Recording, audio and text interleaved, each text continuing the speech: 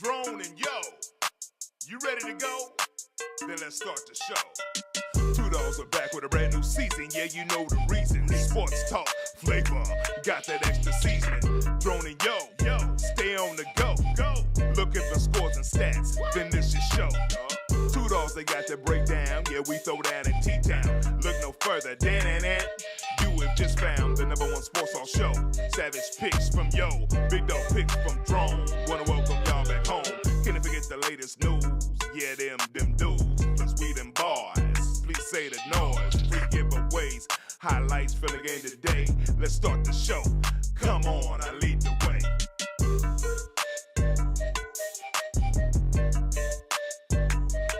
What's up, everybody? Y'all on the 2Dawgs Sports Talk Show, and we're doing our high school basketball roundup, and we here with the Booker T. Washington Hornets superstar basketball coach, not me. Coach Eli Brown. What's going on, Coach? How you doing, man? Thanks for having me. I'm doing real good.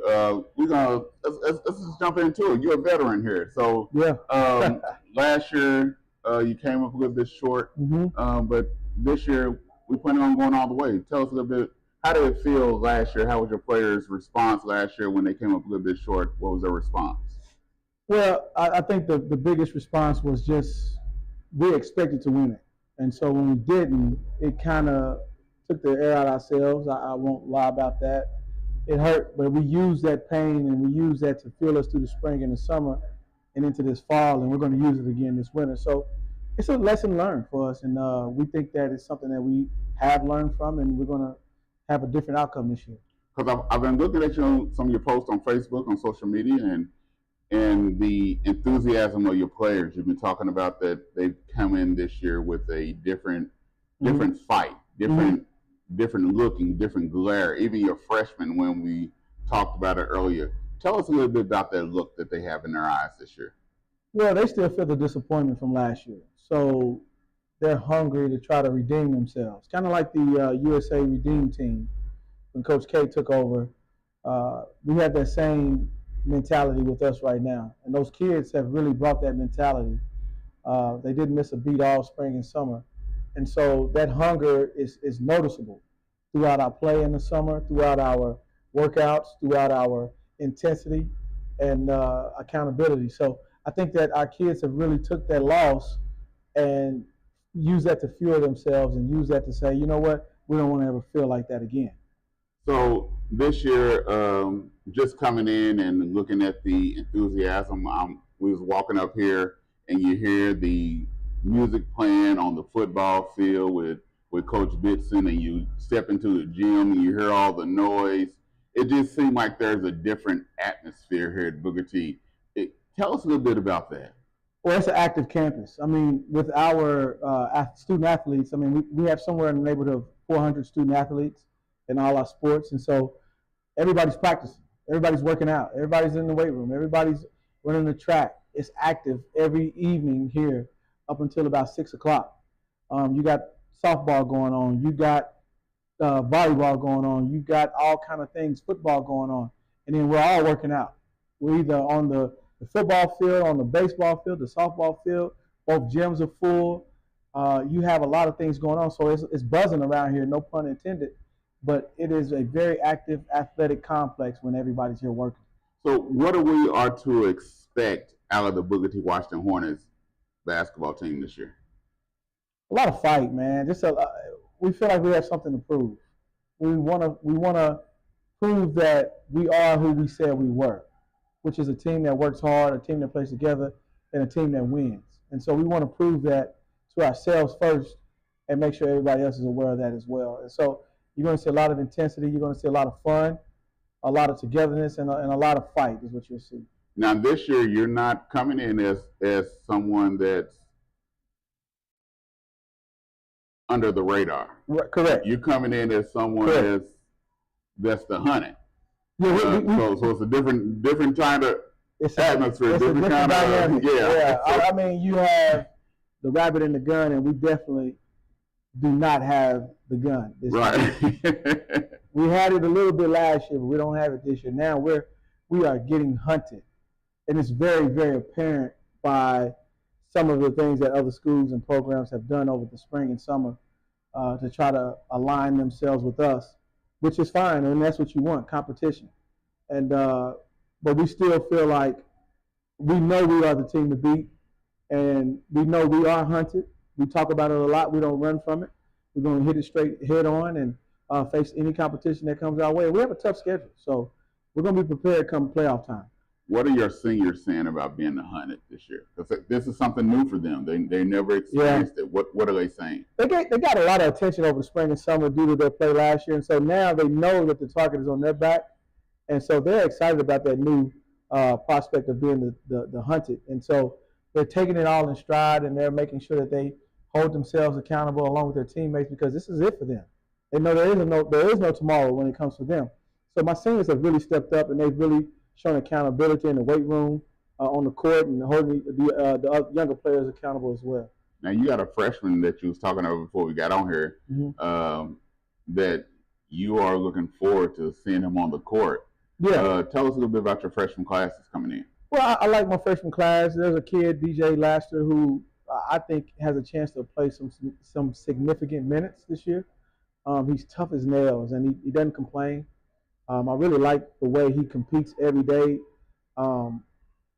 Just recently, he really showed me that he can handle bigger, stronger, faster, older athletes in the gym. And so that really opened my eyes to think that, okay, he got a chance to play some significant minutes this year. He has some work to do in terms of off-the-ball defense, but on the ball defensively, he's a dog. I mean, he hounds you, and he's not backing down from anybody who has the ball in their hands. And that mentality with me and the way we play is something that became noticed and apparent with him. Do it remind you of that Hornet pride? Oh, yeah, most definitely. Most definitely. You know, hold on. When I say Hornet pride, there was a different glare that came on your look on your face. Yeah, because when we talk about Hornet pride, I mean, you're talking about some legends and some hostile environments and some just dog nasty play between those games when you played McLain and Central and Douglas, you know, and this group of kids, while they're not that big in stature, they have that same fight and that same dog in them. And DJ, the freshman we're talking about, also has that. So that excites me. So how do you instill that in the rest of the group? Accountability. In my mind, that begins with what I expect and what I lay out, but it has to be cultivated through the group. So the dogs that are in the group has to hold the non-dogs accountable and say, hey, man, you're not bringing it. Because we all know with peers, when your peers are the ones holding you accountable, it means more. Because not too many peers want to let down their other peers. And so it starts with me. I can't have a bad day in practice. Neither can my best player. Those two people cannot have a bad day in practice. And so if we both have a good day in practice, that trickles down to everybody else. And so, and I tell my kids, hold me accountable as well. If I'm not out there doing what I'm supposed to do and I'm dragging and I'm not being a dog as a coach, because that's how I like to think of myself, as a guy out there that's going to be hostile and demanding, then they need to check me on that, because I'm going to check them on that as well. So when you said that, it reminded me of the movie Rebound, where Martin had to run suicides. Have you started running suicides with players? Oh, yeah. Oh, yeah, we run lines almost every day. No, you said we. Oh, you talking about me? Yeah. Oh, no. That's where I draw the line, man. I'm not getting out there running suicides. I can't do that. Not one? I got one down the back end, but that's it. I don't want to blow a tire. I don't want to blow a tire. I'll leave that for our girls coach to do that. He's younger than me. He can get out there and do that. I was thinking about that probably about 2 weeks ago. I said, can I do one suicide? I said, now see, you said down and back. Now suicide? No, I'm not getting out there doing one suicide. I can walk it. I was thinking that about 2 weeks ago, about a couple weeks ago. I was wondering, can I do one? Now, if somebody challenged me, I'm gonna do it. I think I can do one. If somebody say, hey, man, you can't. No, don't tell me I can't do something. Yeah, I think I can do one. It might take me a couple of stops in between. That's all right. And it might not be fast. Hey, just remember the total won the race. Yeah, I think I can do one. You can do one. I think I can do one. You can do one. I might not be able to do. I might not be fast. That don't matter. But I think I can do one. It doesn't matter. As long as you get it done. That's all that matters. And it's touching the lines too. Gotta touch the line. That's the difference between winning and losing. Little things. That's it. That's what got us last year. Little things. It's always a little thing. So when's the first game, Coach? November 21st, we're going to the Lions Den at Douglas. Woo! November 21st, 7 p.m. We got to travel to Douglas. My kids wanted a tougher schedule, so we delivered. So what's so tough about this schedule from last year? So this year we're headed to, of course, like I said, we're going to Douglas, and then we have Tournament of Champions. You got your Wasso, you got Millwood, you got Dale. You got some really good teams with good players on them. Defending champions of Wasso is in there. So you also have, we're going to Quincy, Illinois to a Quincy shootout, which has Sunrise, Link Prep, Tolton Catholic, different programs like that, Chaminade on that level. We go down there. Then we have another showcase we're going to in Springfield, Missouri, Queen City Classic. And same thing. You got Link, and you got Sunrise is in that again, and you have Chaminade is in that. You have us in there. You have a lot of high-level programs with 4 stars out there playing. So you tell them when you go down there at Chicago, there's a different type of ball down there? Oh, man. You can tell them, but they got to find out. It's not none of those tiddlywinks like that. No. You got to go down there and play some ball. You better bring it. We're going to see where we are. And then our district, in my mind, Collinsville is still good, but it got better with the additions that East Central made this year. And so then you have other teams like Guthrie and Shawnee who are solid teams. Bishop Kelly, solid, and so those teams are going to be formidable opponents. And so we don't have any days where we can walk into the gym and say, okay, we're going to win by 50 and let's move on. I don't think that. And then Memorial on the other side, the other district is good. Rogers is good on the other side. Teams like Coweta and teams like that are really good, well-coached teams in Edison. So we're going to have our hands full, no matter which way you slice it. Getting to state will be tough, and winning state will be tough. It's game time. It's game time.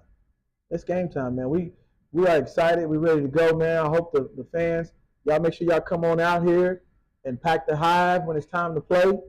Come give these kids some love, man. These kids deserve all our love and support. They feel better when they see us in the stands. And so I really hope the community of Booker T comes out, and the community of all these schools. Come out and show your love for those kids because they need us. They really do. It's game time. It is. All right, Coach. Appreciate it. Thank you. All right. 2Dawgs. Peace out. All right, welcome back to the 2Dawgs Sports Talk Show. We're here with the brand new Booker T Washington Hornets girls basketball coach, Coach Carlin. What's going on, sir? I appreciate you for having me, man. Nothing much. Just trying to get them right. That's about it. So you at a new resident, it's like moving to a new resident at home. Yeah.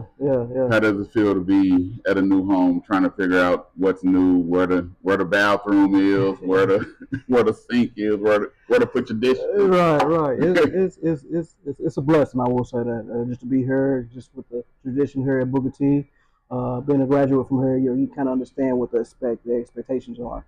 But at the same time, it's a new building, so I do need to learn my way around with the bathrooms and everything like that. But everything's good so far, though. But you coming from a program at Rogers that you took from the ground up to where it became a formidable team, and each year y'all went to state and made a good showing. Right. What do you expect to do here at Booker T? Just add on to what they already have. Is just bring my my knowledge over here with these girls that already worked hard. It's already proven group. Just add to it and just kind of share my knowledge, like I said before, and just get them goal oriented and to where we can reach that goal ball. Because the thing is, you're following a coach that made great strides here at Booker T. Definitely. And so what do you expect your first year to be here? We don't expect nothing less than a goal ball. That's just that's what we talk about. That's what we gonna do, and that's how we approaching it this year. It's like, when we bring in, me coming over here with my expectations from what I had last year and their expectations, them going to the semifinals. We played each other twice, so I think we're bringing each other together for a reason, and the Gold Ball is that reason. So, how has you been accepted by the young ladies this year coming over here? Well, I think they're getting to know me just as well. I'm getting to know them. I think everything is still on the on a learning build, on a learning curve. But we're gonna have our ups and downs. That's just part of it. But I think for the most part, everything's going in the right direction. So have you had it where they ain't the way we did it last year? I came into it when I used to coach I heard that out my first year coming in. They do something. Ain't the way we did it last year. I can't help how you did it last. Have you heard they did? I haven't. I have not. Right now, they probably said it behind my back or whatever, but I haven't heard it personally. But I mean, that's expected. They're human. They're kids, and they're gonna, they're used to, especially the seniors, been doing things for the same way for 3 years now, 4 years, going on 4 years. So those things got, there are some things that they did successfully last year, and so. I understand if they felt like that, but it's a different direction. So we trying to move on from that. So, what is your philosophy coming over here as far as style of play that you're bringing from where you came from to over here? That's different. I think each year is different, no matter where I'm at. I mean, even when I was over there at Rogers, we played differently each year just based on our personnel. And over here, we pretty much got all the pieces that we need to have to be successful. So just get up and down the floor is how I like to play, and so I think that once we establish that, I think we'll be pretty well. But looking at the talent that you have, just for the short term that you've been in here, what have you seen with the young ladies that you have? What have you seen wise? Do they like to get up and down the floor? Do they like to press? Do you have a lot of shooters? What type of talent do you have? Like I said, I think it's talent across the board. I feel like they check each box as far as having those shooters, having the high basketball IQ. They work hard. Like I said, I think the thing that I can bring to them is just the understanding of the game and how to use those pieces and collectively come together as one and to achieve their goal. So I think that once they understand that part of the game, I think that that's when everything will be successful on that.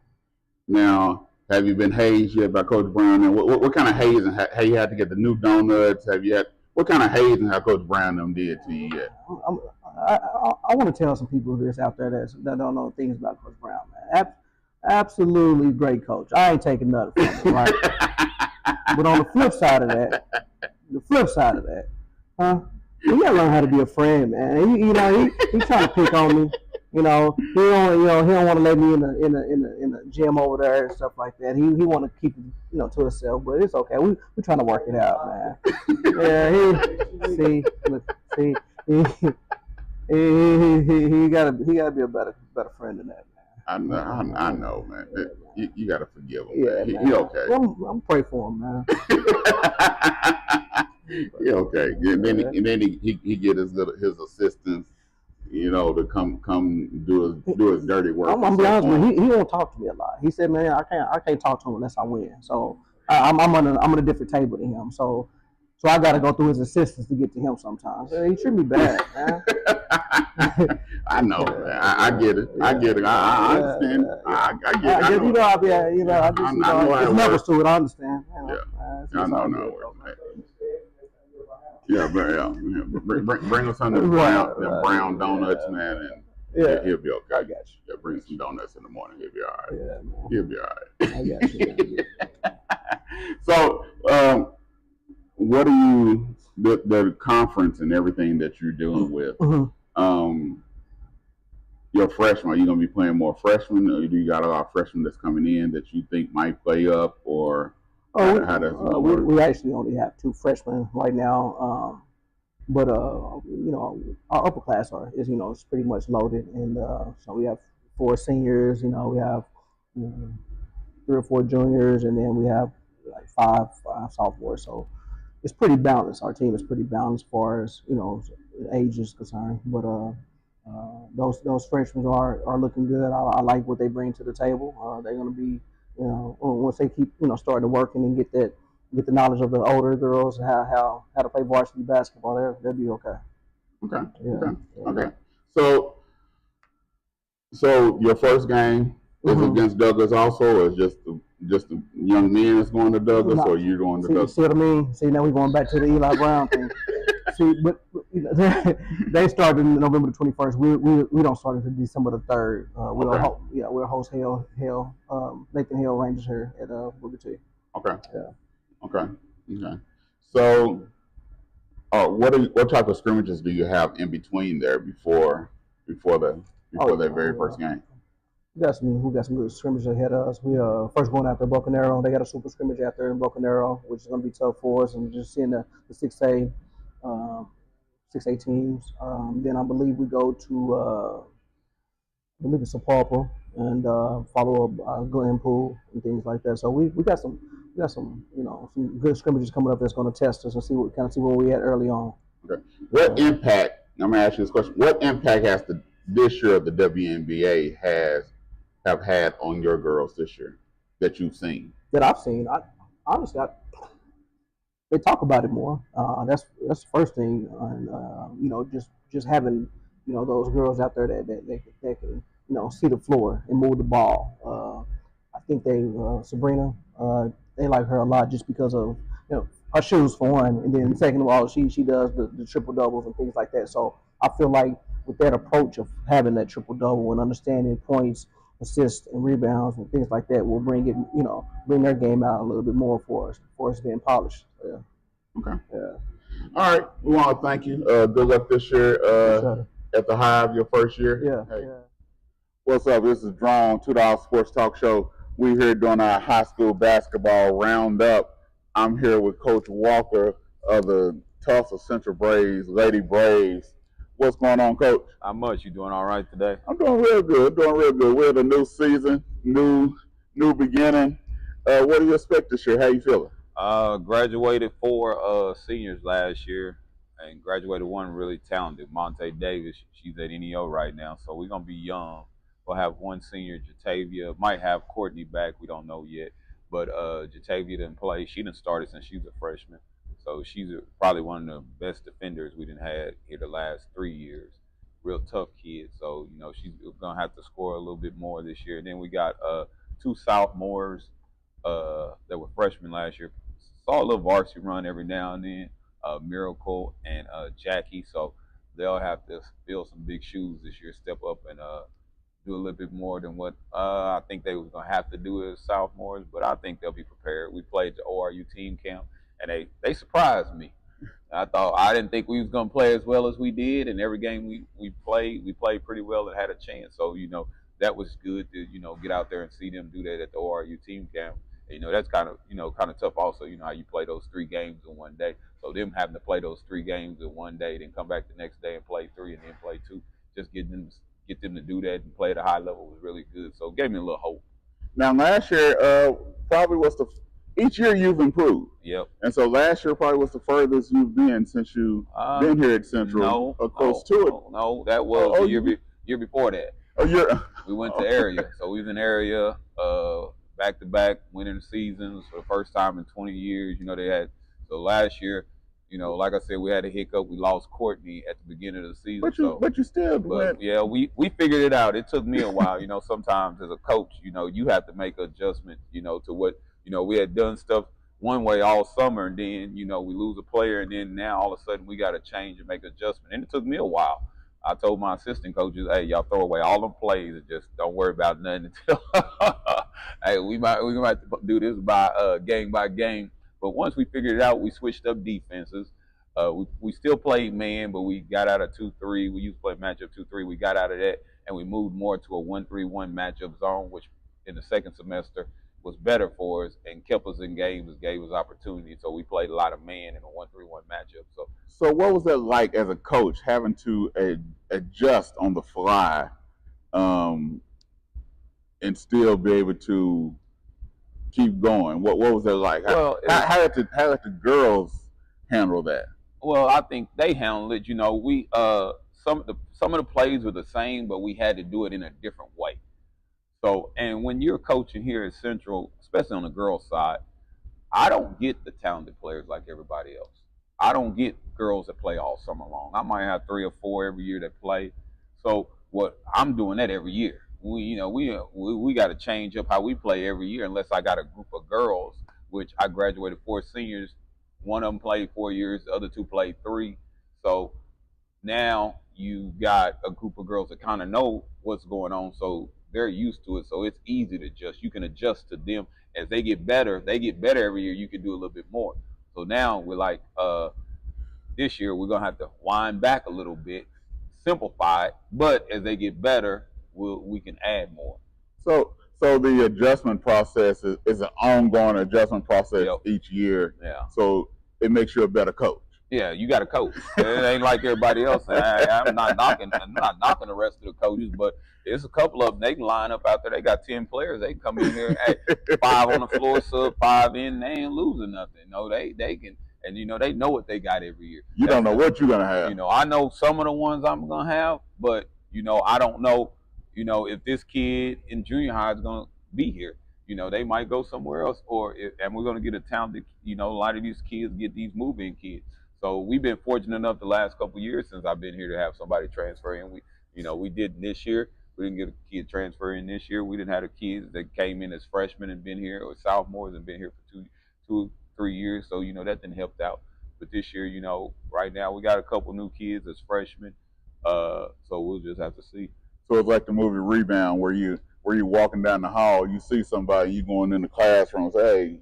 I do that every year. I do that every year. Hey, do you play basketball? Yeah, that's every year. Hey, I just look at you. You can run. If you can run and jump, I can do something with you.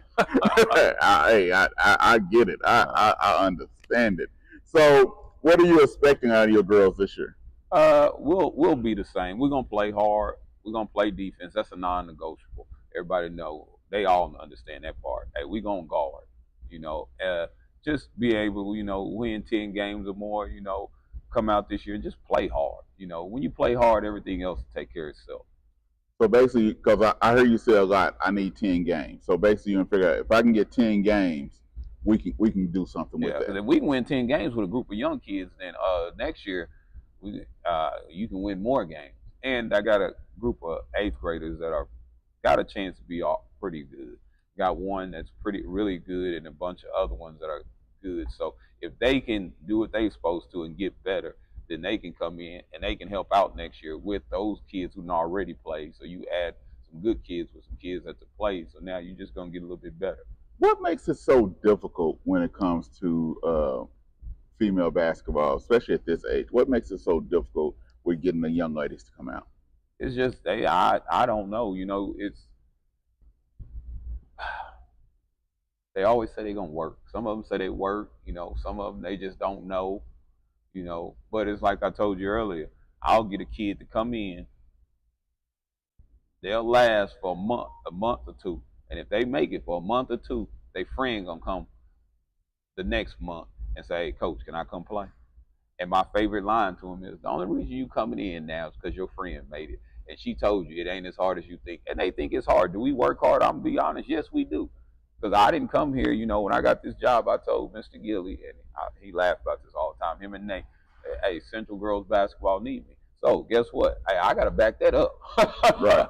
So when we come in here, hey, we going to work. I don't care who I got. As long as I got 5 kids. My first year, the second part of the season, we played with 6 kids most of the time. So, hey, if we got 5, hey, that's what we going to go with. And I guarantee them 5 kids going to play hard.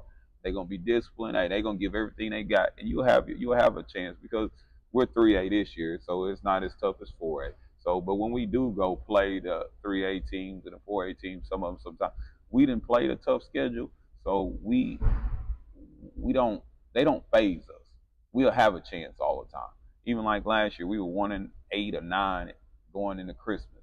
Come back, we win 9 games in a game we lost to go to the regional championship, which nobody probably thought we was gonna win any more games. But after Christmas, we was in every game we played. We just didn't find a way, to finish some games. But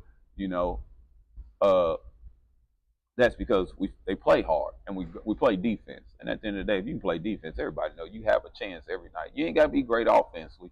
Just play defense because as well as a lot of people ain't scoring a lot of points. They think they gonna score a lot of points, but when you really get to January, end of January, February, it ain't a lot of 80, 50, 60-point games unless you got two really, really good teams going. But you watch those scores; they're 40s and 50s, most of them. I tell my girls, we can keep them to 35, and we can get 40. We can find a way to win. So, what confidence did that do for your girls last year to see that, hey, we started here, but we ended up here?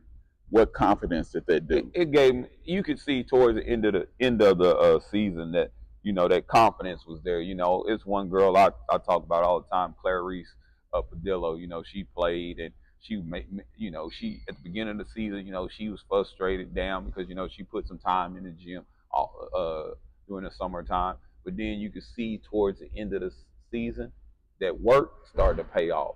Games where she having making big plays, getting 8 points, about 6 or 7 rebounds, just finishing shots that she was missing early in the season. Same thing with Amari, they making passes, Monte making passes to them, they go through their hands, and I just say, you just got to keep passing it to them, because eventually they're going to catch them passes. But like I say, you look up towards the end of the season, they're making those plays, they're catching the ball, and then you had Justine, she lived in the gym, shot a lot of shots, but then towards the end of the season, she made some big shots, in the game, So, it's not the confidence, it's the time you put in. And we put in a lot of time. So that time, you just got to be patient, I tell them it ain't like a microwave. You can't just put it in the microwave, it pops, and it's going to happen. You got to it's trust the process. You have to trust the process. And when you trust that process and what we do, it'll show up. It ain't going to be there right away. My biggest thing is you can't cheat the game of basketball. I say that all the time. You can't cheat the game. So, what effect have the WNBA and what you've seen, the improvement of the WNBA, the Clayton Clarks, the Anescu, and all this? What have seen what's happening in WNBA done to your girls? What have you seen in them? Most of my girls don't even watch the WNBA like that. if I say WNBA, they laugh. They like who, what? They know. But if you say Steph Curry, they know who you're talking about. Okay. Because that's who they like. I don't hear any of them talking about Caitlin Clark, Angel Reese like that. Wow. So they big Ja and Curry fans. So do you think that if they started watching more of the WNBA and seeing that someone that's a woman look like them and seeing what they do, that it would give them more understanding, hey, I can do this also. That it's not just a man that can do it, but I can do it. Yeah, because I show them, like, a lot of times, like, so we got kids that play in college. So a lot of times what I do is I would send them links of the game so they can watch them. Or if it's a game on ESPN, I really don't do the WNBA like I do college. Because when the college game's on, because like right now, you in football season, they ain't really watching. And during the summertime WNBA, some of them might watch it, like I say, but they ain't watching it like that because they ain't even in the house to watch it like that.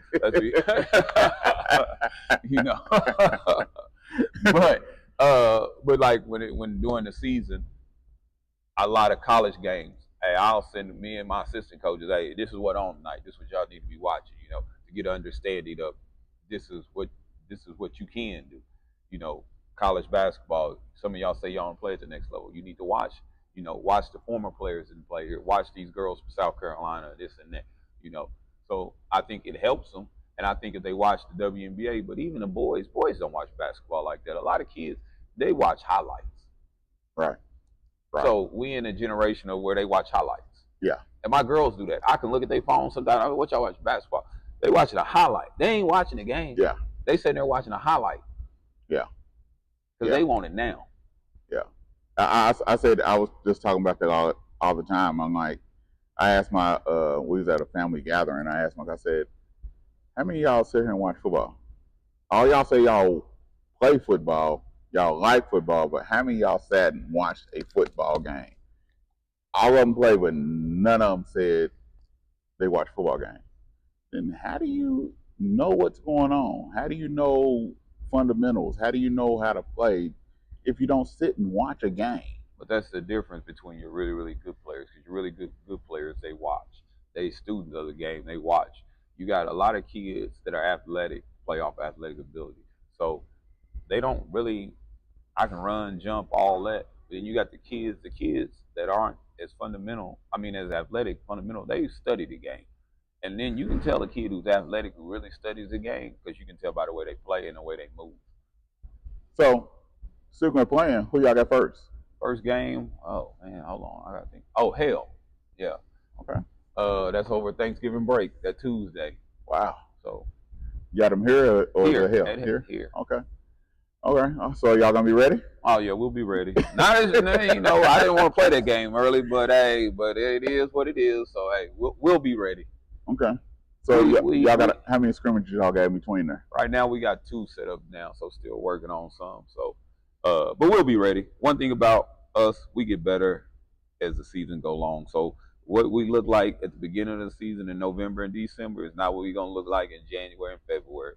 So and it goes back to me figuring out what they can and can't do. Because as a coach, you can put all you want to in, but then you got to, when it's game time, you got to figure out, hold up, we ain't good at this. So now we got to take that out. We got to throw that out. And because again, like in the scrimmages, everybody playing, but you don't really tell. You really can't tell what you doing. Scrimmages, because people holding stuff back. Ain't nobody out there running their main plays. You know, you got some that do. You know exactly what they gonna do. But you know, I don't go out there. When I go out there in scrimmage, we just going out there and play. Now it might be one game where I really coach them up, and when I say coach them up, we're going to run some plays, and I'm going to control it and all that. But most of the time, I let them play to see, because I need to see what you can do without me telling you what to do. Right. Because I coach, that's a lot of I do. I let them play.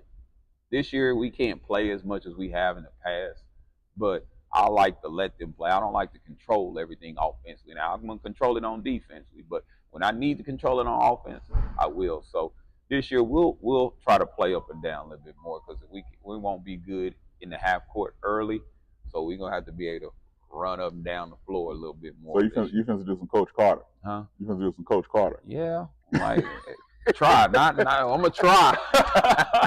All right. Well, hey, it's almost game time. Yeah, well, 2 more months. We got some time. 2 more months. So we'll be ready. Okay. All right.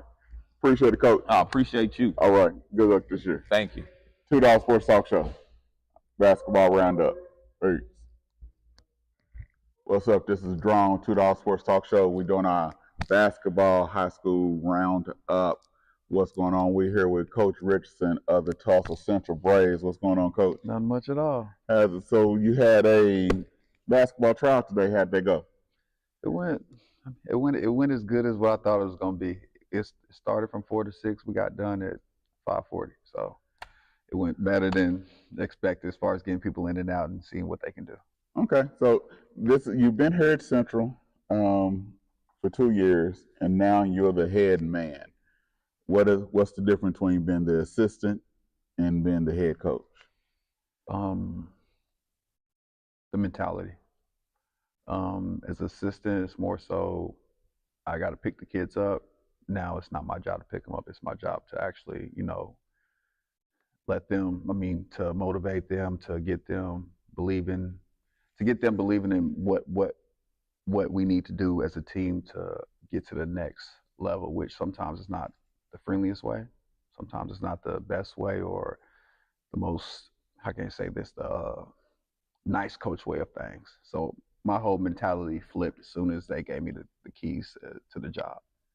When you say flipped, because you have a pedigree background from family history, did it flip to the family history background, or where did it flip to? I guess in a sense it did, because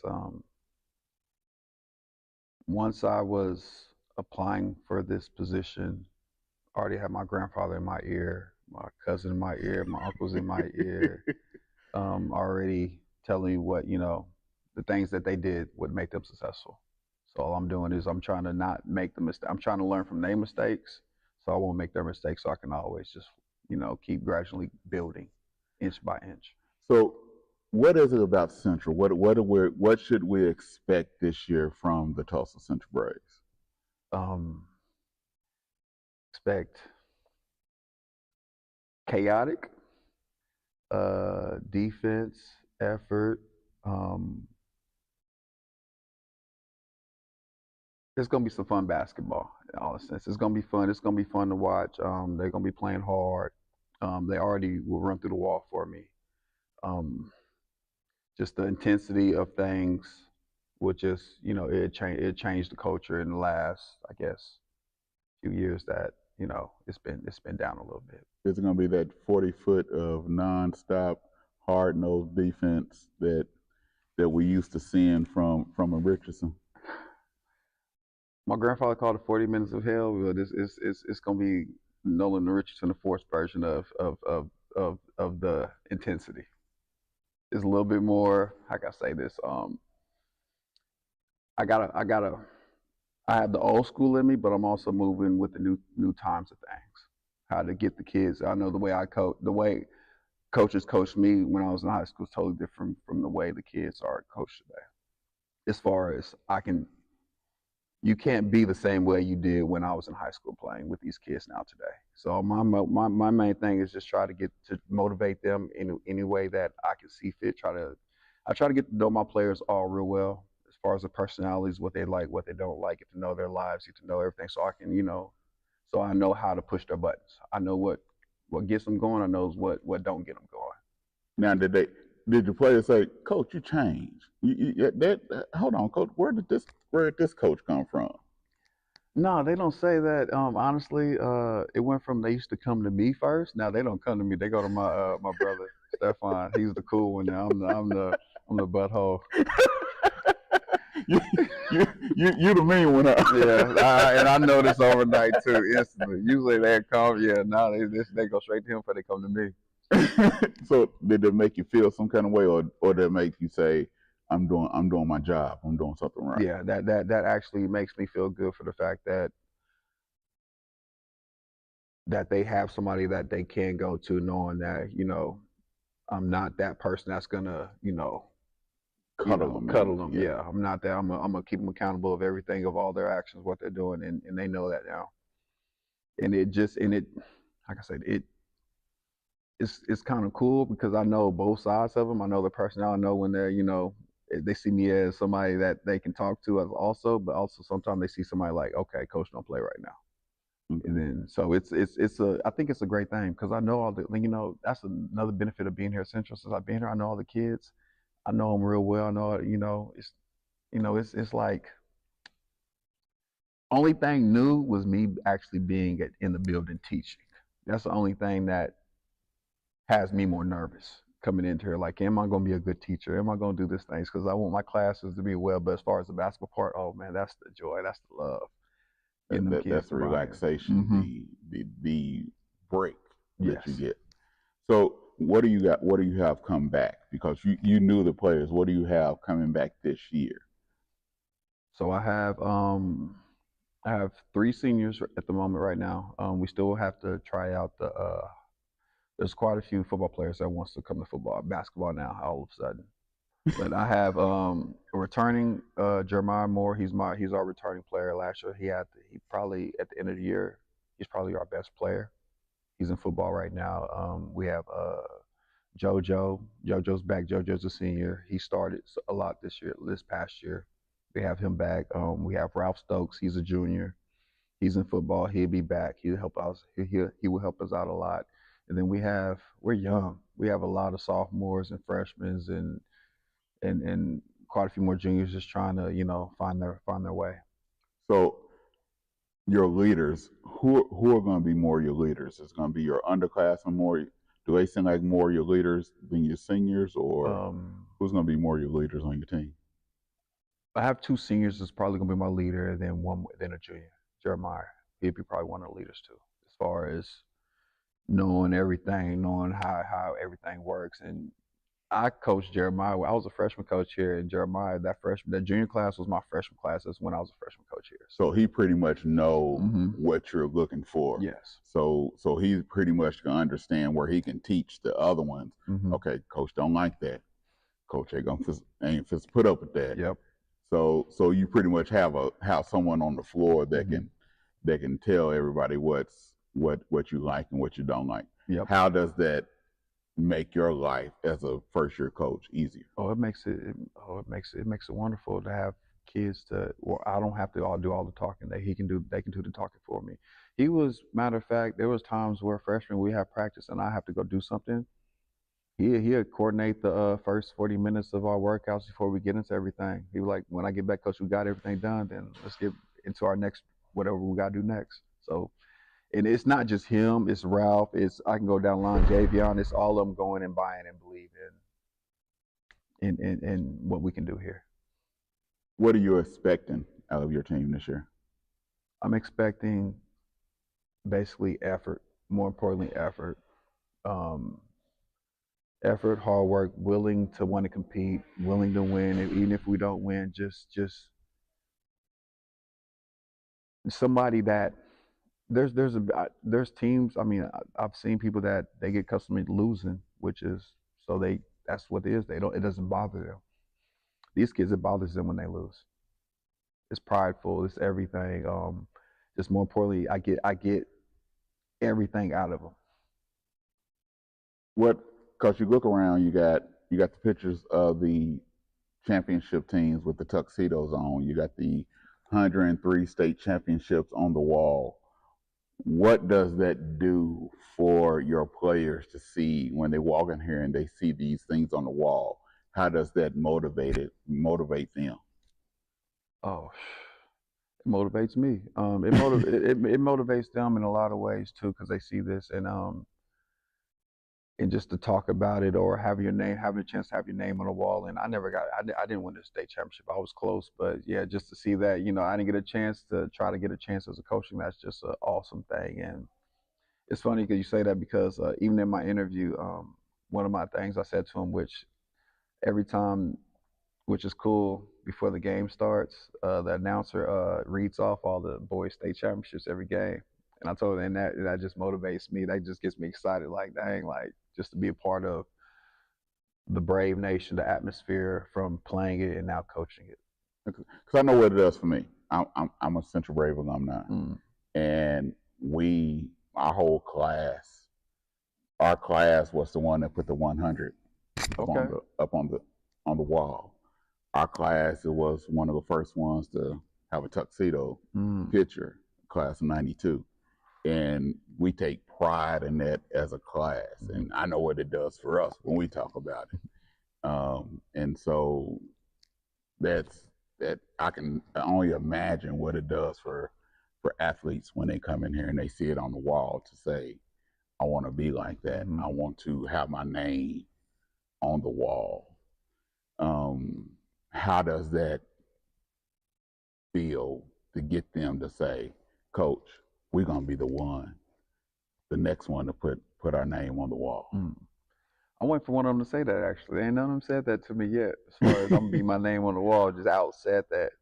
But we have a few in there that do have that hunger and dog, and they spend a lot of time in the gym working on their craft to be able to have a chance to compete and to have a chance to win and hopefully get their name somewhere on the wall. But it's just, they look at these, and I think their first thing is, dang, Central was that good back in all these times? Because it's something that's lost. If you're not looking in the gym, not seeing the history of it, if you just hear Central the last few years, it's like, oh, Central they're just another school in Tulsa. Yeah. But yeah, me personally, I think it's exciting. And I know they do, because when I first came in my senior year, moving here to Tulsa, my senior in high school, and walking in here with Terry Scott showing me everything and seeing all this, I was like, oh yeah, this is where I'm coming. Yeah, Coach Scott. Yeah. Yeah. So it starts when? When is that first whistle blow? As far as it's already blown in that sense of trying to get them right, but as far as that whistle blow where the ball goes up in the air, that first tip, that and starts it's game time. November 26th against Nathan Hill. That's the official. That's when actually, I guess, the first game. But October 1st when the whistle starts for me, though. Really starts for me. October 1st. I can't wait for that day too. Who is that on October 1st? Oh, that's the first day we can actually get busy, get working on all our stuff we need to, defenses, offenses, mindset, just the whole culture of things. I can really do the grade checking, make sure they got their stuff done because I want all my kids to have a chance to go on and play to the next level if they have the ability to, if they want to. Okay. I think your eyes just lit up. Your whole expression just changed. It just lit up. You ready to go. Yeah,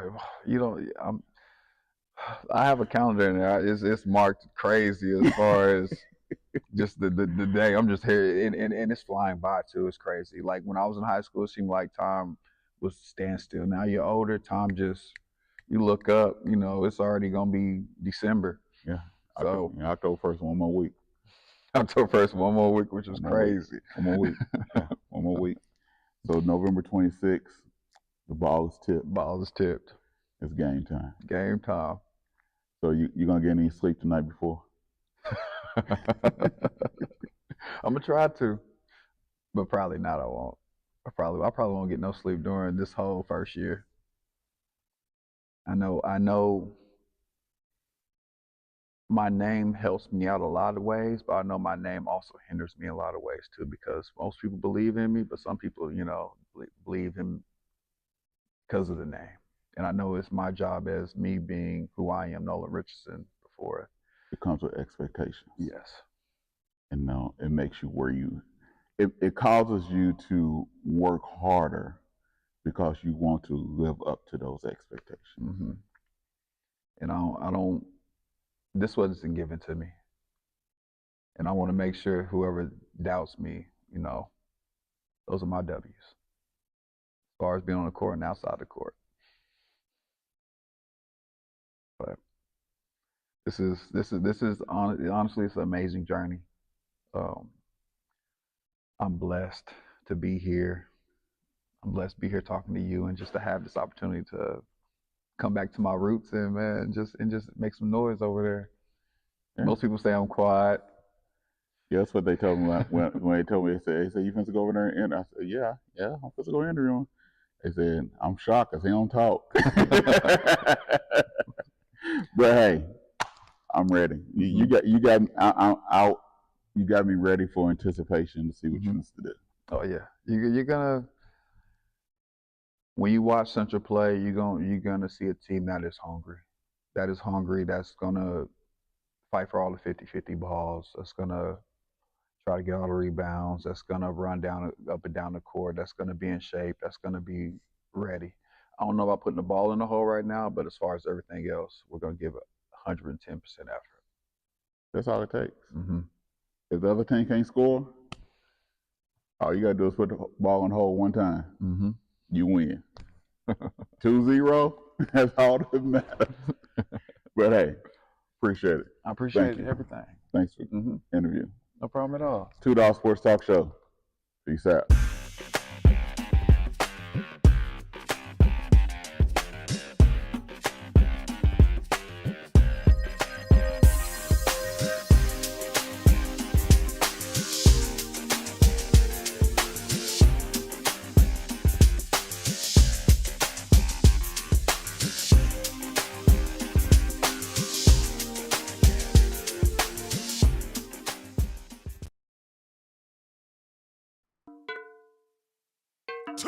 Sports Show, we back, baby. Drone and yo, you ready to go? Then let's start the show. 2Dawgs are back with a brand new season. Yeah, you know the reason. Sports talk, flavor, got that extra seasoning. Drone and yo, stay on the go. Looking for scores and stats, then this your show. 2Dawgs they got to break down. Yeah, we throw down in T-Town. Look no further, Dan and Ant. You have just found the #1 sports talk show. Savage picks from Yo, big dog picks from Drone. Wanna welcome y'all back home. Can't forget the latest news. Yeah, them dudes. Plus we them boys. Please say the noise. Free giveaways. Highlights for the game today. Let's start the show. Come on, I lead the way.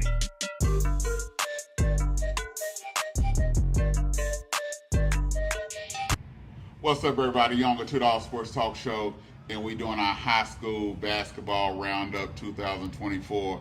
And we at the Memorial Chargers Field House, and we're here with the girls basketball coach, Coach Hall. What's going on, Coach? Oh man, nothing much. Glad to be here. So this is your second year here at Memorial. What are some of the challenges that you had your first year here at Memorial that you had to get through first?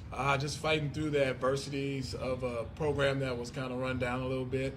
Didn't have a lot of girls with the motivation to do the schoolwork. We didn't have a lot of girls that had the motivation to get in the gym and really work. So we went on and added, made sure they was getting to class, made sure they was taking care of the classroom first. And then, basketball-wise, skill sets were kind of low. We were talented, had a lot of athleticism, not a lot of skill. And we just honed in on that, honed in on getting to class on time, getting to class period, but making sure our grades were good. Now, that's something that I heard quite a bit about, the motivation of the young ladies. What is it as a female coach? How is it that you motivate them? What is it that you do? And I know as being a father and having a young lady that play basketball, that helps out a great deal too. But what is it that you can do as a female coach to try to motivate them, to get them to understand the importance of being in a gym? I think it's opportunity. Being a boy, when you first come out and you watching the pro football players, the pro basketball players, you dream of being like Mike, Kobe, LeBron. The girls really don't have that in the same sense, I remember Cynthia Cooper and Cheryl Swoops and all of them. Lisa Leslie was dominant, but that's not the same as the boys' side as far as what it brings in. And then I don't think the money on the girls' side brings in enough to kind of motivate them. So I think this year, seeing Caitlin Clark, Angel Reese, and those girls really change the game and bring a spotlight to them, they're almost becoming more self-motivated. And I'm also seeing them think that, hey, there may be a chance for me to have life after high school, after college. Now, last year it wasn't a great season, but any success from when you first started, what you deem as success, how do you grow from that from last year and get your young ladies to understand, hey, we didn't have the best of season, but there's growth? Yeah, I don't think you ever set out and think you want to come in second. Everybody wants to end their season on a win. Unfortunately, only one team does it. I feel like last year was a success for this program in the sense that we did put up double-digit wins, and they only won 4 games a year before that. I think the team GPA is through the roof right now. I don't have a girl on the roster with lower than a C. We have girls not missing class. They're there every day. They're attentive. No discipline issues. So we've won on off the court stuff. On the court stuff, last year we knocked off Rogers. I want to say it's the first time in 20 years this school has beat Rogers. We were in the playoffs with a chance to make a deep run, and it's one shot, one possession, one bad call, could go either way, and we end up dropping those games. So we're very close to getting over the hurdle. So I think this year, for me, success looks like adding more wins to the win column, of course, but seeing me not have to do so much to try to create that culture, and seeing those girls that came back keep the culture going. Now, what do you do to build on that success, where it's not just one win, 2 wins, but it's a multiple of wins and going to the next level? What do you do to build on that success? I think it's the girls that's coming back.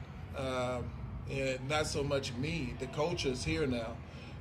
Those girls figured out what it took to win, and how hard it is to win. Winning is probably the hardest thing you do in sports.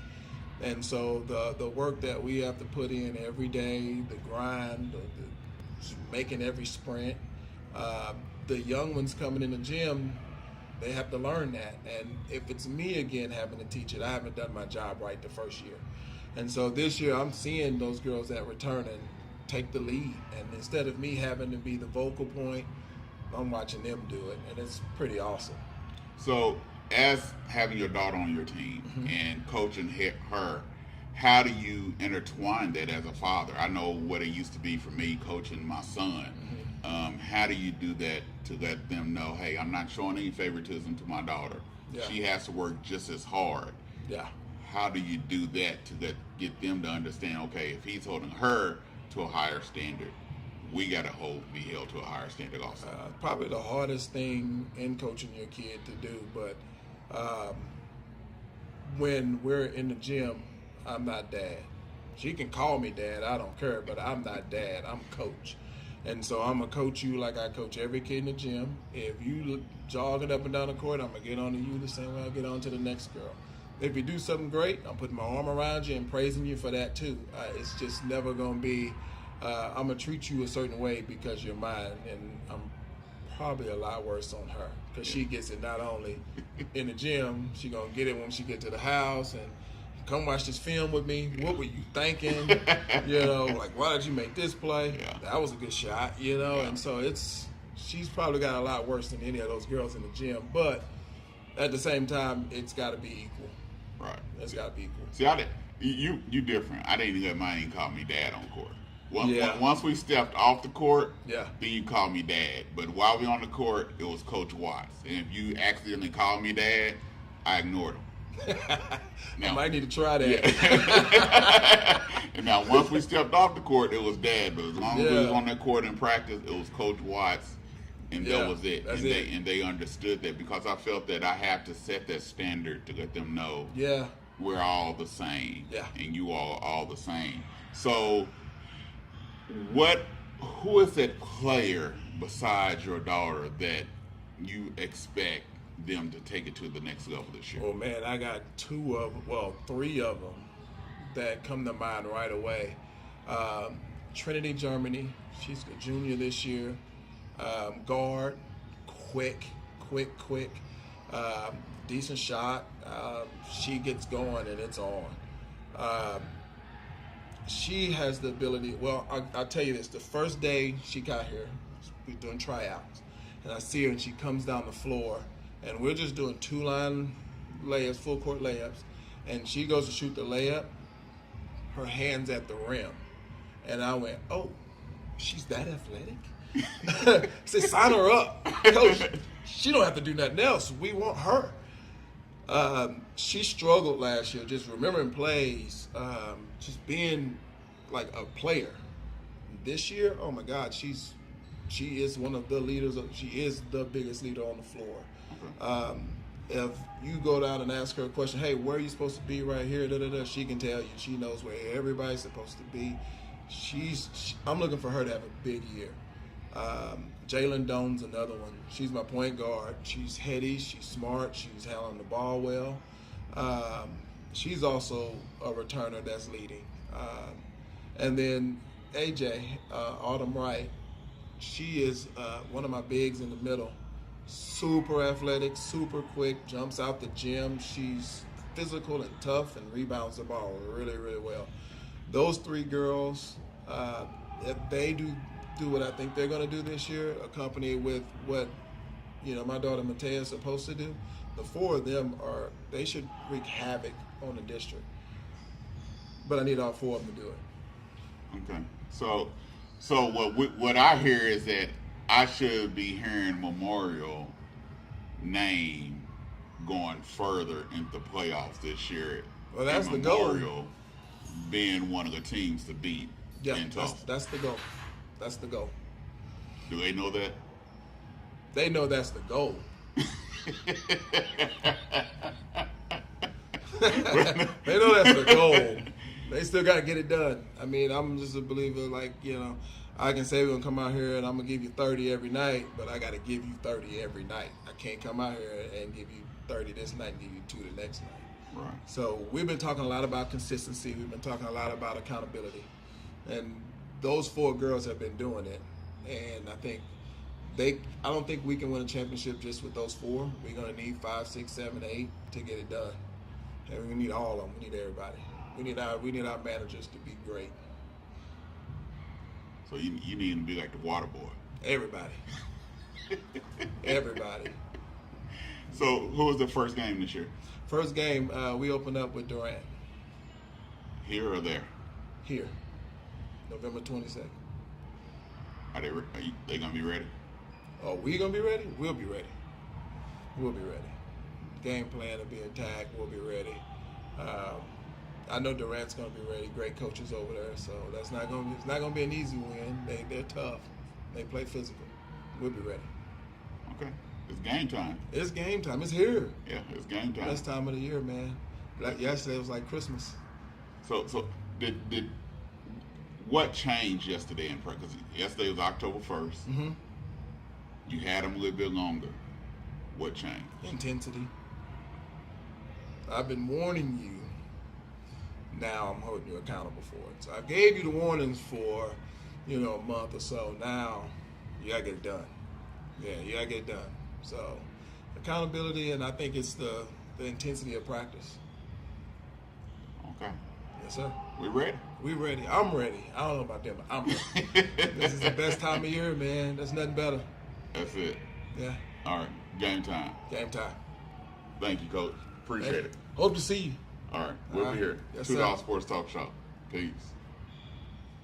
What's up, everybody? This is Drawn with 2Dawgs Sports Talk Show. We're doing our high school basketball 2024 roundup, and we're here with the Memorial Chargers high school boys basketball coach, Coach Allison. He's a veteran of the show. What's going on, Coach? Drone, good to be with you, man. Nice to have you. Hey, we can't decide to come to you this year, so you having to travel way north. That's awesome of you. Yeah, we're glad you're here. You're always welcome. October 1st Mm-hmm. came yesterday, Yes, sir. and now it's time to get down to business. No doubt. What does it feel like? Feels great. We got an experienced group. We've been doing a lot of strength training, conditioning, really working on our skill work, really since last spring break. We really got 100% of our scoring from the playoffs back. We graduated 2 seniors last year, but all of our playoff productivity is back. Kids have been hungry. They've stayed loyal to the program in this new day and age of people looking to leave or looking for the next best thing. Our top 10 players all stayed put. Got a strong junior and senior class, and October 1st means we've been serious since April. It's time to get even a little bit more serious because, we're 40 days away, maybe a little more than that, 40, 45 days away from throwing it up and making it count. Now, last year wasn't your best season. No. But you were young. You're right. And it was a down season, and the old saying go, if you was gonna give Memorial, you better get them last year. What was it like? How tough was that season on you and on the fellas? That's a great question. It was the standards that we've set over, really since 1994 state championship year, and really, since I've been here, we've gone to state every year, and then last year we were a game short. I think we were 19-1 last year against non-state tournament teams, and we were 0-8 versus state tournament teams, and some really, really good seniors last year in the Tulsa area just kept us from reaching, our normal goals. And then Booker T got us in the area consolation, and they got everybody back. And I'm sure we'll talk about what they got going on forward. But, we lost to nothing but state tournament teams, and we beat everybody that, was right on that line with us. So now this year, the goal is let's dominate non-state tournament teams, and then we need to beat state tournament teams now. There's no excuse about being young anymore. And to answer your question fully about last year, at the moments that was frustrating. Looking back at it, it was rewarding. We went 19-9 last year. That's a norm for a lot of programs. A lot of programs. That's a great season. Yeah, but and for us, it's not. And we're willing to accept that. And the kids, they felt it throughout the year. Looking back, though, there was a lot of growth, and with everybody staying loyal and being back, that was just part of their story. And so last year when we lost, it wasn't the end of anything. It was more like a to be continued. and that's where we're at right now.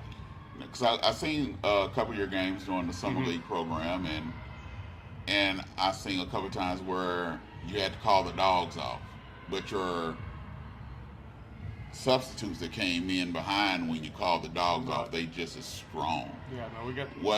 What does it feel to understand that I can go too deep, right? No matter who I put on the floor, I got that continuation right. like I used to have. No doubt. No, it just speaks to the depth of the kids and how everybody's improved. I mean, one thing we take a lot of pride on here is if you finish out this 4 years at Memorial, and you really the day you step foot on this campus and you're committed to being a basketball player, we think that you're going to improve by the time you're a senior. And what you saw this summer with no matter who we put on the court was a real basketball player. And that's one thing we talk about. Like, if we suit you up, you're a real basketball player. And if we put you in the game, then we really trust you to make real basketball plays. So that's awesome that you were able to see that this summer. And I can't wait to show people throughout the city and throughout the state the depth that we have.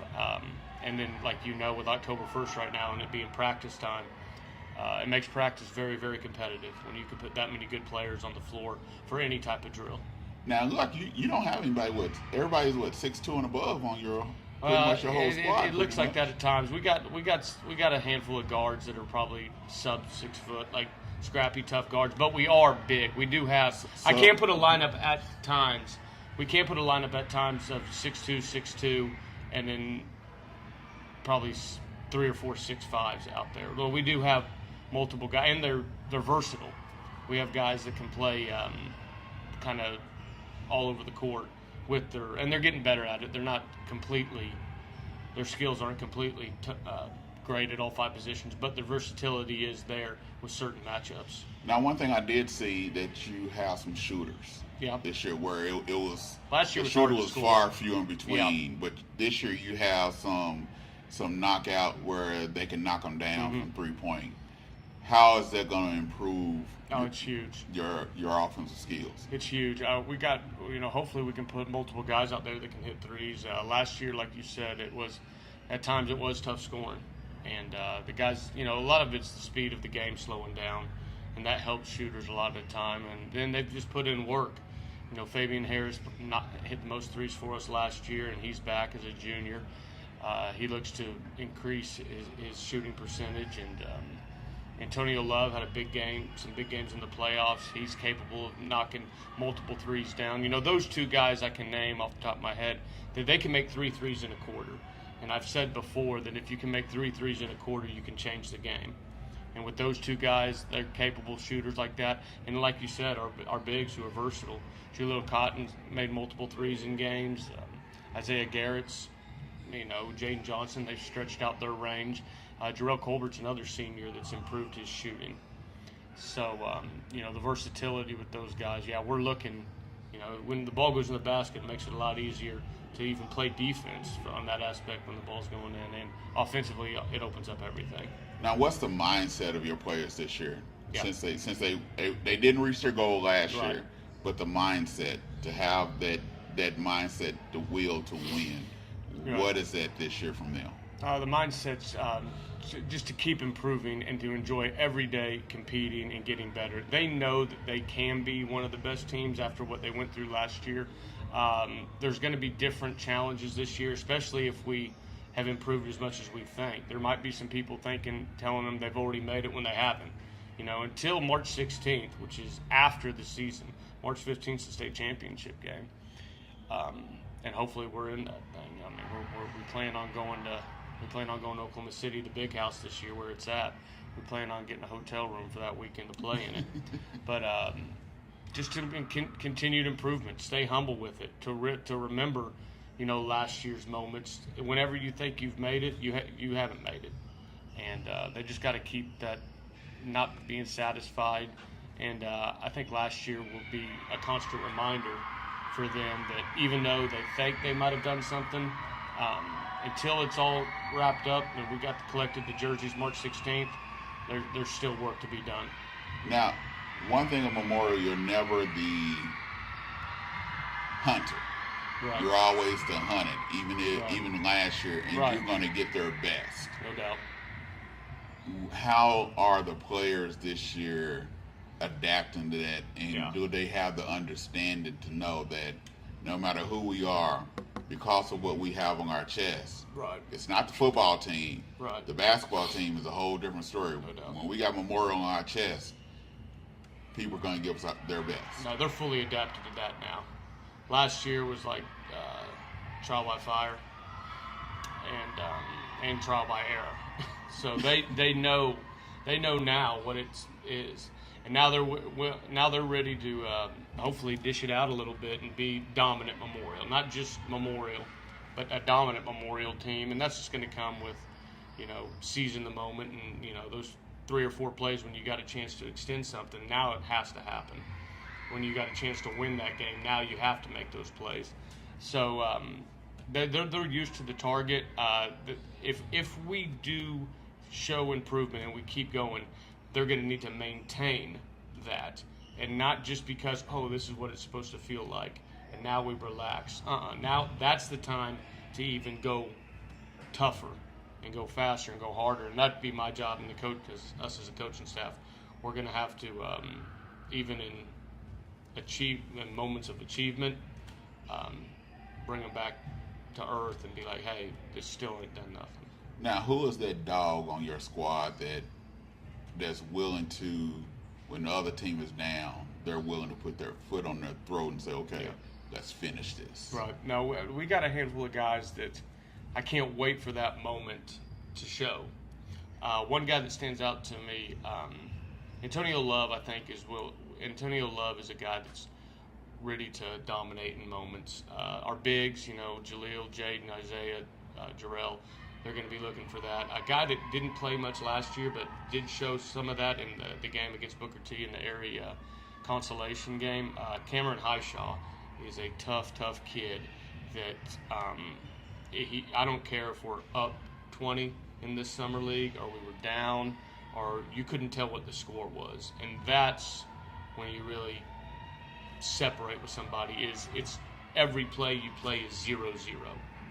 And he's got that in him, where in pickup, you'd think there was 2,000 or 3,000 people in the stands the way how hard he's playing in moments. And that's that dog mentality when I don't know what the score is. I'm looking to win this play. I'm looking to dominate this play. I'm looking to, take it from you on defense. I'm looking to attack you on offense. And he's got that in him. And then hopefully we just kind of have enough of those moments this year where it becomes contagious, where everybody has that kind of competitive character that just, it doesn't matter. We're going after you. Now, what makes you still want to do this? It's just every year it's different.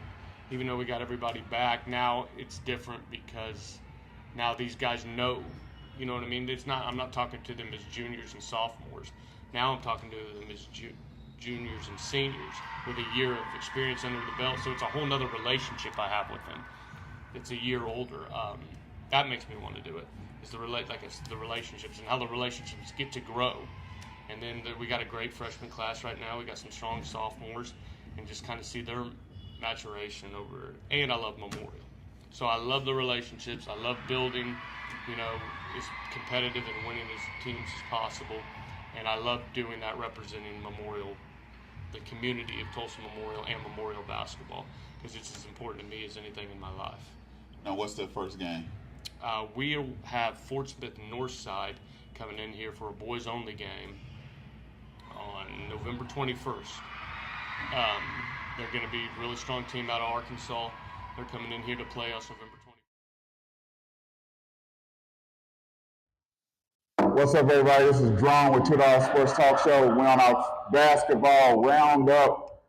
We're doing our rounds, and we're here with Coach Samy Mack of the East Central Cardinals. What's going on, Coach? Man, it's all good. You back home? I came on back home. You feel good, don't it? It does. It does. But you really don't know where the kitchen and everything is, because you're in a new home. So you got to figure out where the kitchen is and where the pots and pans is, because you're in a whole new home, Coach. Yeah, it's a little different, but the floor is still the same. So we got business to take care of.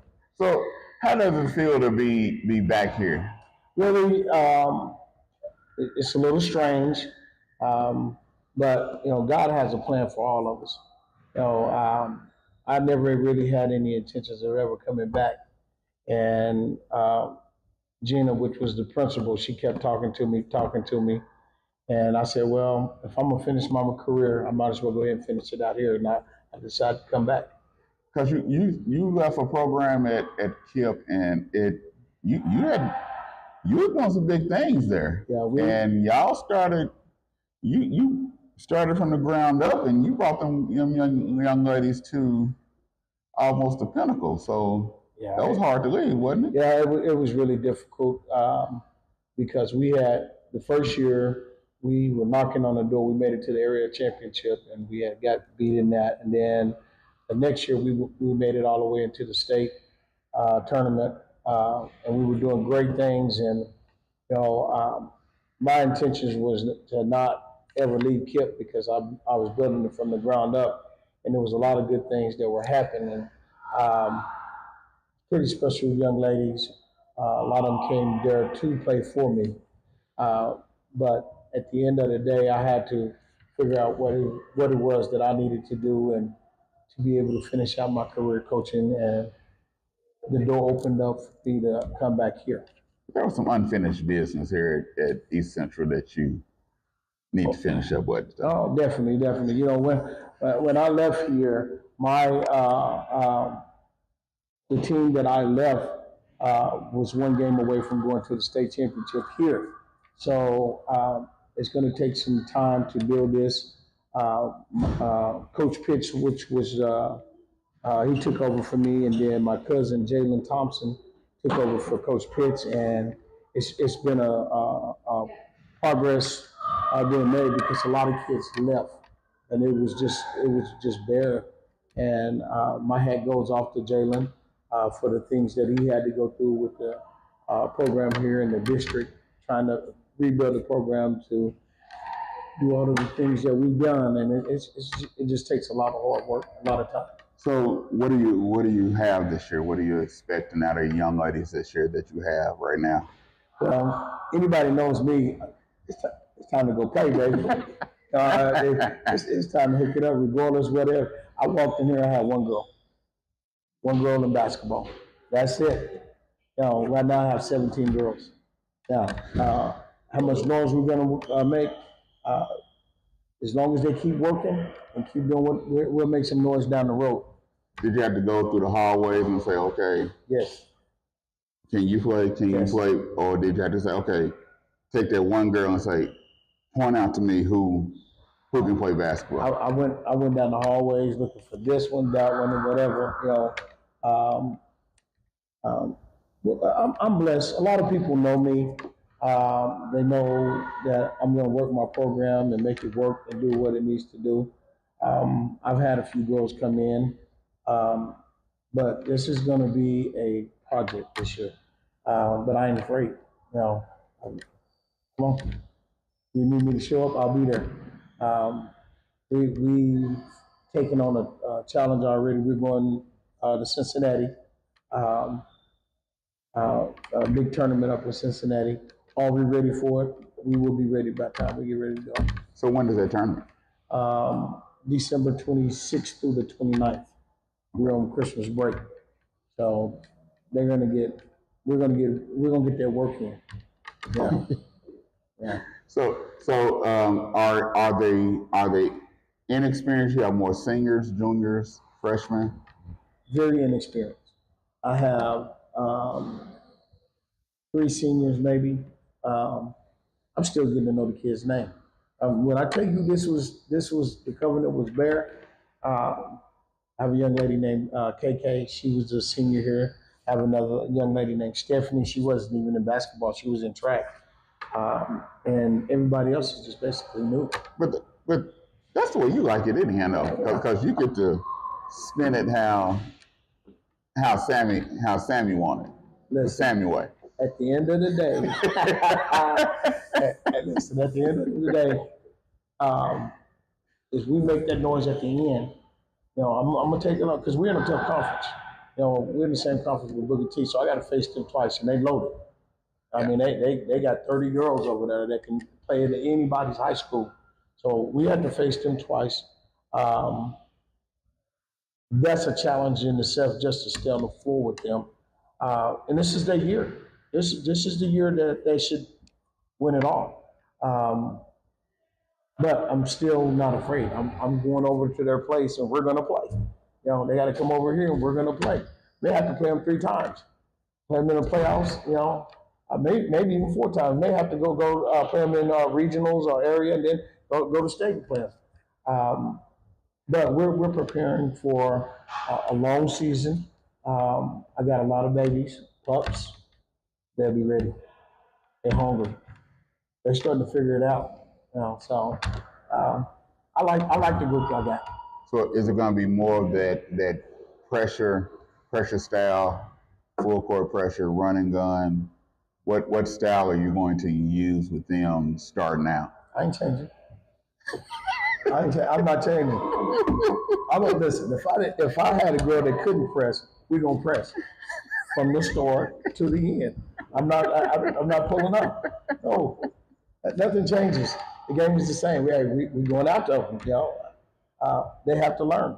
Now the crazy part about it is, if they figure it out this year, next year we're dangerous. We're dangerous. I got 3 seniors. Everybody else will be back. So they'll have a full year up under my belt, and understanding what we're doing. The scary part will be next year. So basically this year is more of a teaching. Oh yeah. Teaching moment. Yeah, because none of these girls has played for me. This is new. The whole system is new. We was doing some stuff the other day, and they were looking at me like, what? And I'm like, man, if y'all don't get in gear, we get on the line. We running. I'm not finna baby. We're in progress right now. Season is here. October 1 is here. It's time. We have our first scrimmage October 26th. Don't know what it's gonna look like, but we're gonna figure it out. So you don't have time to baby them because you got basically a month and a half. If you do you think that Booker T is gonna come in here and baby us? Do you think they're gonna take their foot off our neck? You think they're gonna say, "Oh, Coach Mack, I understand." You think they're gonna do? Man, they're gonna come in here to punish us. No, because even though they got a new coach over there too, right? He's used to going to state because he had them girls over at the Rogers, and right. He used to going to the finals and competing and going to state and competing, and he had to bring girls from the ground up like you had to. Right. So he understands. Yeah. I always tell people, give me your best shot because the next time around, I'm gonna give you mine. I promise you, we're gonna be ready. All of these up here in this trophy case, they didn't just walk up in here. That's hard work. And understanding the system that we're putting in. My kids play like boys. I'm trying to teach these girls how to play like boys. When we scrimmage, we're going to scrimmage boys. We're going to get the understanding on how to really play basketball. That's like I said, I'll make some noise this year and I might bite somebody, but it's coming down to the future. Oh, it's all good. So who's that one player that we need to look out for right now that you have? I have a young lady named Cameron Henson. She probably has the most experience. She's a post. She's gonna do damage. She's not afraid of it. She's probably about 6 foot, but she's just a banger. If you was in a street fight, that's who you want to go with you because she ain't gonna run. And when she down, she gonna keep kicking and keep fighting until they gonna say, "Hey, well, you gonna stop even though you get beat up?" No, I ain't gonna stop and keep fighting. So she's a scrapper. She's a scrapper. So how many 6 footers you got? 2, 3, probably about five of them. But they're young and they're learning. They just haven't had that Coach Mack deal. Yeah, they play for different people, and it's a major difference. I look at them stern, and they'd be like, "You looking at that job?" And I'm like, "That's me. 'Cause I expect for you to get this job done." When you walk in here, when you walk into this building, you're gonna know you've been in the fight. Regardless, when you walk out, You're gonna know you've been in a fight. So, and I'm proud of it. Seems like you're ready, Coach. You're excited. You're ready to knock this out. Oh yeah, yeah. I'm ready to go. The girls are getting ready to go. They're not there yet, but they're fighting. They're trying to learn it. If I had to play tomorrow, let's go. Let's go. You know me. I don't care. Let's go, baby. Let's go. It's game time, Coach. Game time. 100%. Game time. And I'm not afraid. Like I said, I know the challenge is here, but everybody else better understand. Coach Mack, we're gonna play. We're gonna play. Get you down while you're down. Listen, it's the best time in the world, and you can grin about it. Yeah, we beat East Central. Blah blah blah blah blah blah. Just wait. 1 year. If everything keeps going the way that it's going, 1 year, we'll be back in the championship. Okay. I'm telling you. I remember we said this on this day. All right. We got you. We got all these balls up here. These all mine. Let's add one more to it. And I am confident about what we're going to do. Yeah, the girls are buying in. My parents are great. All my parents are good. You know, they're on board. Everybody's working. They understand the concept that this is new. So we'll see how it goes. All right. It's game time. It's game time. It's real. All right, Coach.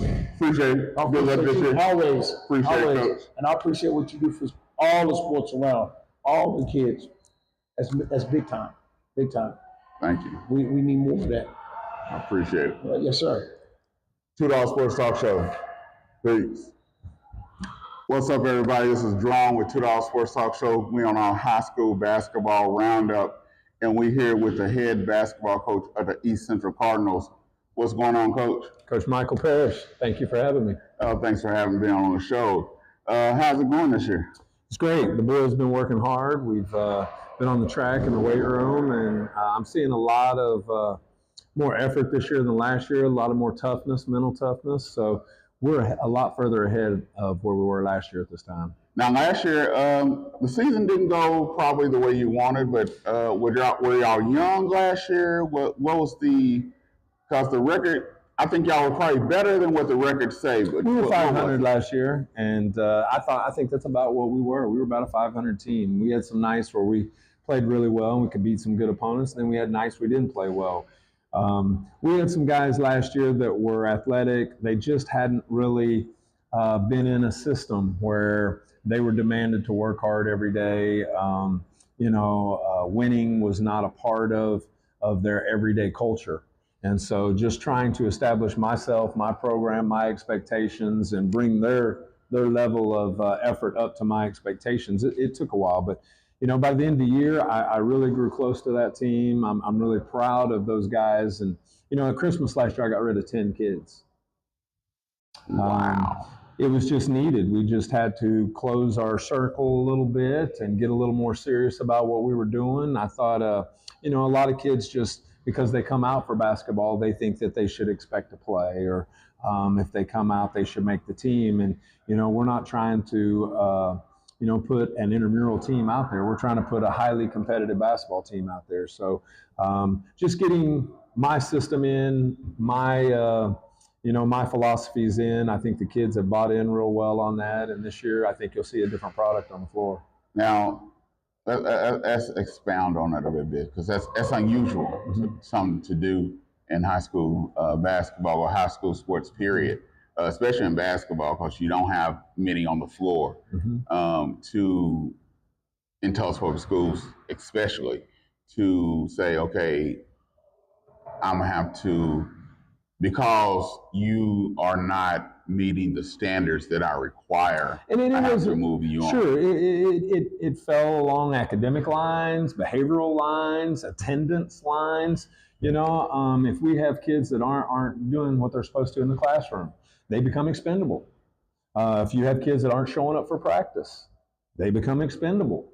We're not here. I don't come here every day to practice to just be here by myself. I come here for the kids. I'm trying to help these kids get to another level, elevate themselves, to go to another level with their game. And I can only do that with the kids that want to make a commitment and be dedicated. So, you know, I was trying to find the kids that really wanted to play high-level basketball. And after you did that, what did that do to your team, to the morale of your team, to the expectation of your team to understand, okay, coach is not playing. This is a different kind of atmosphere. What did that do? Well, it brought winning into the formula. These kids saw that winning was important, and the way we prepared to win was important. And so the preparation got better. The will to win became stronger.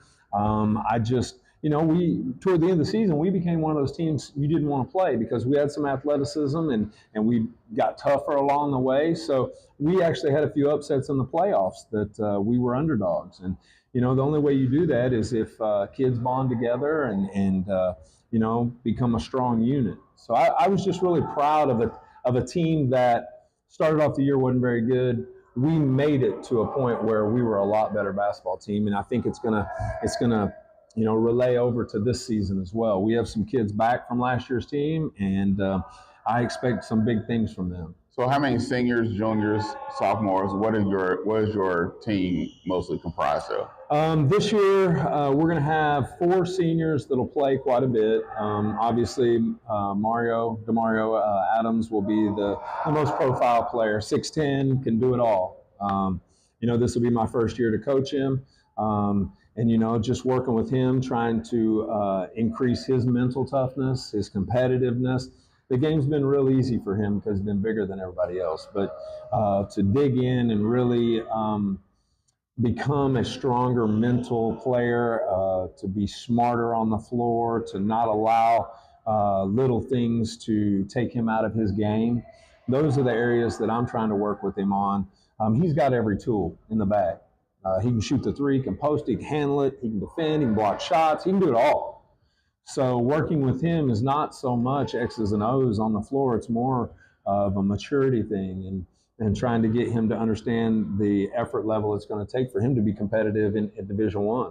So how do you weave someone that has all the skills, all the talent, how do you weave someone like that into your program to understand with the other players, hey, he's only going to make our team that much better. There's no jealousy, there's no envy, there's nothing but teamwork, we're a family, and he's going to make things better. Well, our kids on the team have already accepted him with open arms. I mean, we're already helping him in many different ways off the floor with academic help. The boys have helped with some tutoring, with transportation, giving him rides up to school or home when he doesn't have a ride. The kids have really taken ownership of their own team, and the best teams are player-led. And so if these kids really want to win and they're really helping each other out, I can see great things ahead for us. So, as far as Rio goes, it'd be nice if your best player was your best leader. Rio's got some leadership to grow in. You can't be finishing last in the sprints if you want to be a leader. You can't miss practice if you want to be a leader. So those are the things that we're working with him on. And, the guys around him have been amazing. They've picked him up. They've supported him, out on the track when he mentally gets tough and he wants to quit. They're there to grab his arm and, they pull him on down the track. So I think you'll see a better Rio this year. He's in the best shape of his life. He's already given me a lot of effort on the track and in the weight room. I think you'll see a physically different kid. Now, his game's going to be great, but I think you'll see him physically more in shape. He'll be able to compete more and stay on the court more. So, just trying to do it all with the full team, include them. Obviously, Rio's our most high-profile player, but we got other players that can play college basketball. So it sounds like this year you're not coming in as the hunter, but you're more like the middle hunted, where you're not coming in under the radar. Sure, we're definitely not under the radar. I mean, we've not only picked up Rio, we picked up 4 or 5 other kids that moved in, and we are going to have a different team. I'm trying to go from a contender to a favorite. Okay. All right. I'm trying to get to the point where people look at us like that team can win the state championship. And so I'm hoping people come watch us play this year, and they'll see a different team, and we'll be able to beat some good teams this year, and some of our kids will get some recognition for that, and hopefully go on to play at the next level. So what is that final outcome that you're looking for from your players? Everybody wants to win the state championship. We talk about winning the state championship. I want to speak that into existence. We're here to win the state championship. But your season can still be a success if you don't win the state championship. Just because you give it all you got and you don't win it, you still have successes along the way. And trying to find those little things that you can be proud of, maybe in a season that doesn't end the way you want it to. It's a journey, and the beauty is in the journey. It's seeing players progress. It's seeing guys grow stronger as teammates. It's me growing stronger with my team as a unit. And those relationships carry on long after high school. I still talk to almost all my players. I've been coaching as a head coach almost 30 years now, and so that's a lot of kids that I've been able to establish relationships, watch them grow up, become men off the court. And that part of it for me is the biggest blessing. So October 1st, it starts the shebang of everything. That's right. We'll start the whole thing. That's right. So how excited are you for that date? I'm so ready. I have. It seems like every day it's on pause until October 1st gets here, so we can go past the 1 hour, past the 3:35. So we're looking forward to it. The kids are looking forward to it. We're raising money. We're out working hard. Getting in good shape. So when season gets here, when practice gets here, we're gonna have a lot of work to do. So what is that very first game that you all have? Well, we picked up South Central Prep. We brought they picked up the best player in the nation, the sophomore class. They've got some really good players. So November 21st here at East Central High School, I expect this thing to be standing room only. We're going to have South Central Prep in here playing East Central High School, and you're going to see some of the best talent in Tulsa. So South Central Prep picked up the young man from Cassia Hall, correct? They got Sumo from Cassia Hall, but they got this other kid that's the #1 player in the country. They've got a kid from Jinx. They've got a couple of other kids from some big-name programs. They're a formidable opponent, and we're going to find out where we are real fast. Okay. So that's November 21st? November 21st, 7 o'clock, East Central High School. All right, Coach. It's almost game time. I can't wait. Thank you guys for what you do for high school sports. Thank you for the publicity you give, the teams and these kids. I appreciate y'all being here. All right. Appreciate it, Coach. Thank you. Good luck this year. Thank you, man. All right. 2Dawgs Sports Talk Show. Peace. What's up? This is Drawn with 2Dawgs Sports Talk Show. We on our high school basketball roundup, and we here with the head girls basketball coach of the McLain Titans, Mr. Bobby Nealy. What's going on, Coach? Hey, not much. Good to see you. Nice to see you. So how's it going this year? It's going pretty good. Our off season, we're in full swing. We've been having some really good practices. Really excited about this year, going from 6 girls to 13 girls. So our practices are really competitive. So we're loving what we've seen. So last year, we was talking earlier before we even came on the show about you only having 6 girls last year. How were you able to practice or even do anything with just 6 girls? Drills. We did a bunch of drills all day long. A lot of conditioning, a lot of stairs, going over plays, this kind of game-like situation. But the girls bought into it. They felt like we had a good chance of winning some basketball games, and we were close in a lot of them, but we did fall in some. We did get 12 wins out of them, out of 22 games, and we got blown out once, and everything else was pretty close. So we just felt like coming into this year, having 13, that we have enough depth that we can kind of get over the hump. So were you able to, did you bring in some other girls from another school and try to help scrimmage, or y'all just did basically 3-on-3 on top of the drills? We did 1-on-1s, 2-on-2s, and 3-on-3s. Yeah, we had some scrimmages. We did have some scrimmages that really helped us out. But other than that, we kept everything in-house and just kind of just worked them. So what's the difference between this year and last year besides the number of girls that you have? Size. We got some size. We got some freshmen that came in at about 5'7", 5'8".